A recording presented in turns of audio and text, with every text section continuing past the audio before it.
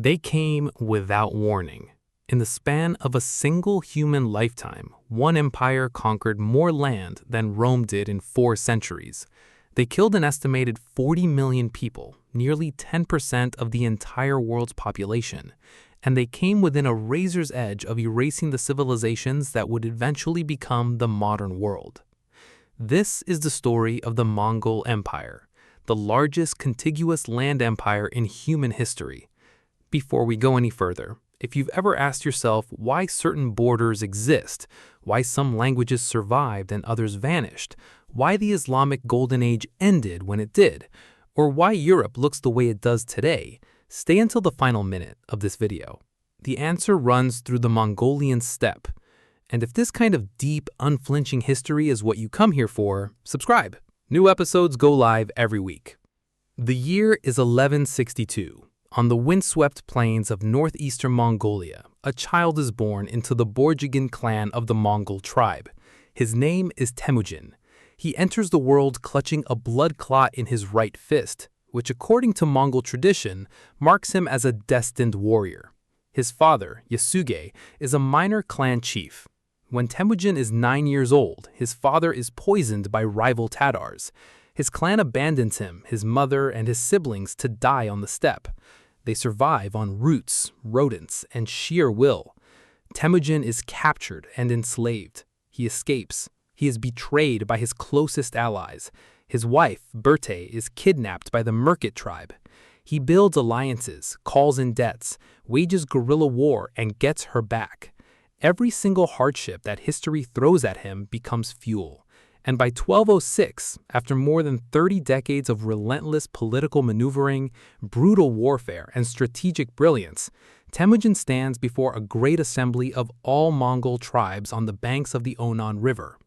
The assembly declares him Genghis Khan, meaning universal ruler, or more precisely, oceanic ruler, a ruler as vast as the sea.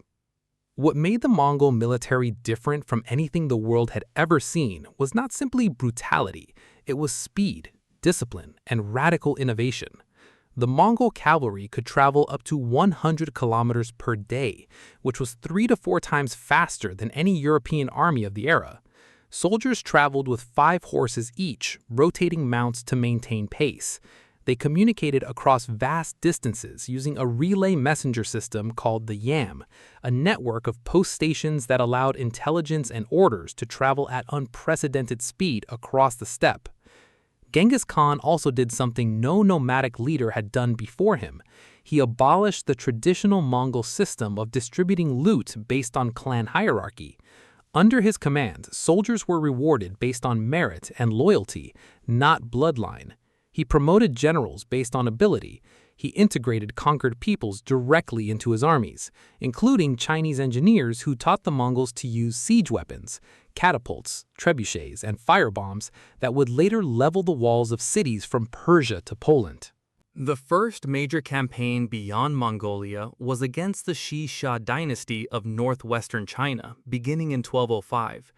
By 1209, the Xi-Xia had submitted and become a vassal state. Then came the Jin dynasty of northern China in 1211, a campaign that would last for decades and eventually result in the complete annexation of northern China. But the campaign that truly announced the Mongols to the world was westward into Central Asia against the Khwarezmian Empire.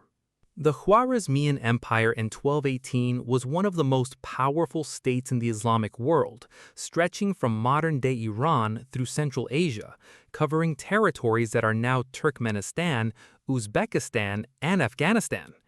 Its ruler, Shah Muhammad II, was confident, arrogant even. When a Mongol trade caravan arrived at the city of Otrar, the local governor had the merchants executed and their goods seized. Genghis Khan sent ambassadors to demand justice. Shah Muhammad II had the ambassadors killed. This was the wrong decision. In 1219, Genghis Khan personally led an army estimated at between 100,000 and 200,000 soldiers into Khwarezmian territory. What followed was among the most devastating military campaigns in recorded history. The great cities of Samarkand, Bukhara, and Merv, cities that had stood for centuries as centers of science, art, and Islamic scholarship, were systematically destroyed. Merv alone, once one of the largest cities in the world with a population that may have reached 1 million, was virtually erased. Contemporary Persian chronicler Ibn al-Athir, who lived through the period, wrote that he had held back from recording these events for years because the scale of the destruction was too great to put into words. By the time Genghis Khan died in 1227, his exact cause of death is still debated by historians. Theories range from a fall from his horse to injuries sustained during a Shisha campaign. His empire stretched from the Pacific coast of China to the Caspian Sea. It was the largest empire any single individual had ever personally built, and it was just getting started. Under Genghis Khan's successors, his sons and grandsons, the Mongol Empire reached its absolute zenith. His son, Ogedei, became the Great Khan, and under his command, Mongol armies pushed simultaneously in 3 directions: deeper into China, into Persia and the Middle East, and into Europe. The European campaign is the one that should have ended Western civilization as we know it. In 1241, Mongol armies under generals Batu Khan and Subutai, widely considered the greatest military strategists of the medieval world, invaded Poland and Hungary. At the Battle of Legnica in Poland on April 9, 1241, a combined Polish and German force was annihilated. 2 days later, at the Battle of Mohi in Hungary, the Hungarian army of King Bela IV was destroyed with approximately 65,000 casualties. Within weeks, Mongol scouts were riding through the ruins of cities in Austria, approaching the Adriatic Sea. There was nothing between the Mongols and the rest of Western Europe. France, the Holy Roman Empire, the Italian city-states. None of them had the military capacity to stop an army that had just shattered the most powerful kingdoms in Eastern Europe in under a fortnight. Pope Gregory IX issued desperate calls to crusade. Holy Roman Emperor Frederick II refused to cooperate. European rulers were paralyzed by political infighting at the precise moment they face an existential threat. The Mongols did not push into Western Europe. In the spring of 1242, they withdrew east. For centuries, historians attributed this to the death of Great Khan Ogedai in December 1241. Under Mongol succession law, all senior princes had to return to Mongolia for the Kudultai, the great election to choose the next Khan. But more recent scholarship, including work by historian Timothy May, has complicated this narrative. The Mongols had already decided to consolidate and winter in Hungary before continuing west in spring. Ogedai's death gave Batu Khan a political reason to disengage, but Western Europe's escape was as much the result of Mongol internal politics as any military resistance. This was the pivot point. This was the moment history held its breath. Had Ogedai Khan lived another 5 years, had the Kudultai system not demanded the physical return of all princes to Mongolia, had Batu Khan had the political independence to continue west, the question is not whether France and Germany could have been conquered. Historian David Morgan, one of the foremost scholars of the Mongol Empire, has argued that Western Europe had no realistic military answer to the Mongol army of 1241. The question historians genuinely debate is what a Mongol-dominated Europe would have looked like, and whether it would have survived as recognizably European at all. Meanwhile, in the Middle East, the Mongol advance continued without interruption. In 1258, Mongol armies under Hulagu Khan, another grandson of Genghis Khan, sacked Baghdad, killing the Abbasid Caliph al-Mustasim and bringing to an end the Abbasid Caliphate, which had been the center of the Islamic world for 5 centuries.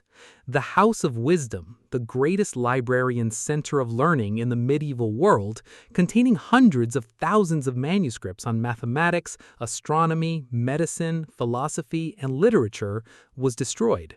The Tigris River reportedly ran black with ink from the books thrown into it.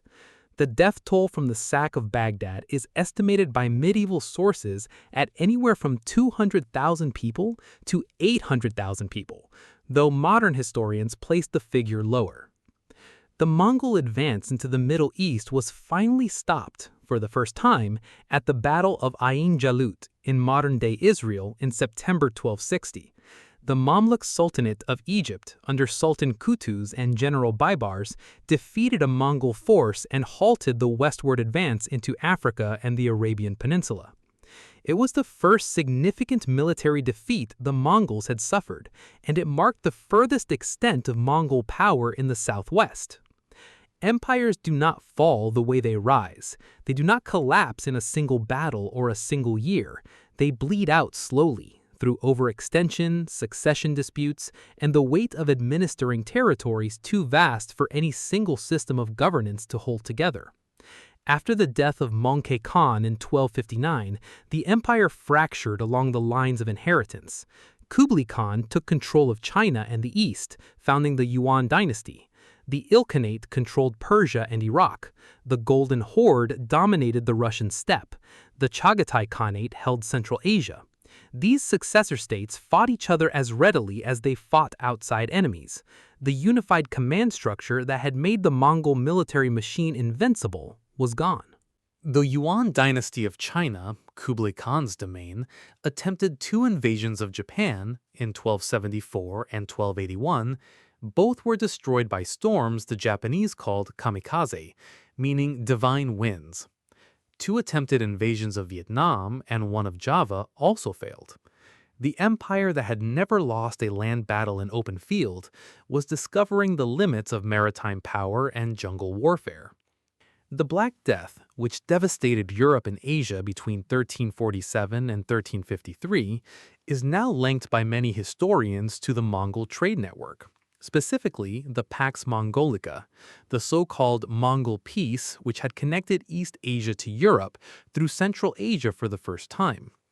The same trade routes that moved silk and spices also moved Yersinia pestis. The plague killed an estimated 75 million to 200 million people across Eurasia, a catastrophe that the very infrastructure of the Mongol Empire helped spread.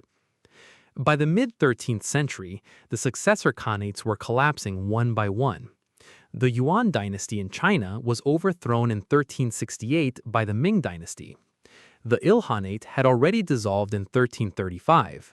The Golden Horde fragmented through the 15th century and was finally broken by the rising power of Muscovite Russia under Ivan III in 1480.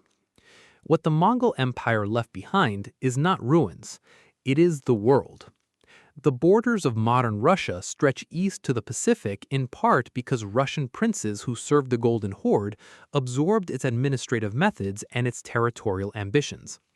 The destruction of the Abbasid Caliphate and the sack of Baghdad permanently shifted the center of Islamic power from Iraq to Egypt and later to the Ottoman Empire in Turkey, a shift whose consequences are still felt in Middle Eastern geopolitics today.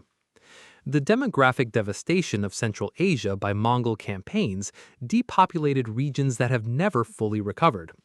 Iran lost an estimated half to three-quarters of its population during the Mongol invasions, a wound that shaped Persian civilization for centuries.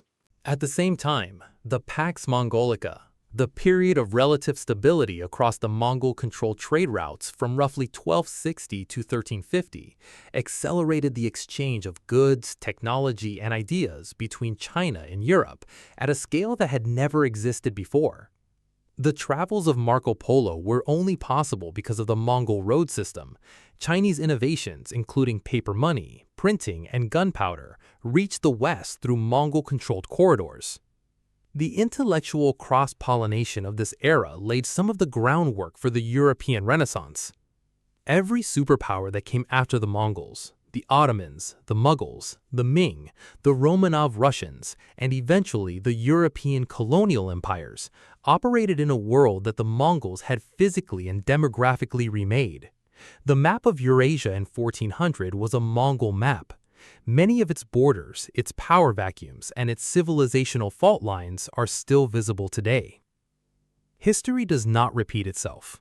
but it echoes in every border dispute in Central Asia, in every power struggle in the Middle East, in every time a great power overextends itself across a continent and discovers that size alone is never enough. The Mongol Empire came closer than any other force in human history to unifying Eurasia under a single authority. It failed not because its enemies were stronger, they were not. It failed because no administrative system, no dynasty, and no ideology has ever been equal to the task of governing the world. Genghis Khan once said, according to the Secret History of the Mongols, the oldest surviving Mongolian literary work, that the greatest happiness is to scatter your enemies and drive them before you. But happiness, it turns out, is not the same as permanence. The Mongols scattered nearly every enemy they faced. They built the largest empire the world had ever seen. And then, history scattered them. That is the story of the empire that nearly changed world history forever. Not because it failed, but because of how close it came to succeeding. If this reached something in you, subscribe, because the story of how empires rise, overreach, and collapse is not ancient history.